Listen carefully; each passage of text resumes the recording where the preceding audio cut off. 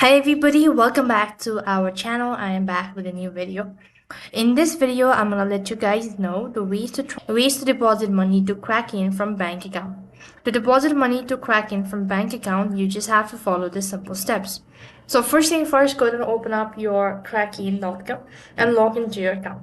When you're logged into your account, that's gonna take you to the home page. So from the home page, you could see at the bottom there is this deposit option. Press that. As soon as you click on the deposit option, you'll be able to see this two different options, that is either to deposit or withdraw. Once again, click on deposit and select the funding and go ahead and select the asset that you want to deposit.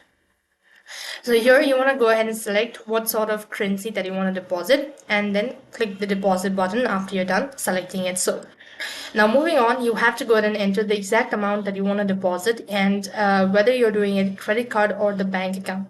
Now enter the information and here you have to go ahead and review all of these information. After which you need to navigate to your online banking to deposit from your account to Kraken. In order to prevent errors, you need to copy the bank account details directly to your bank or financial institution.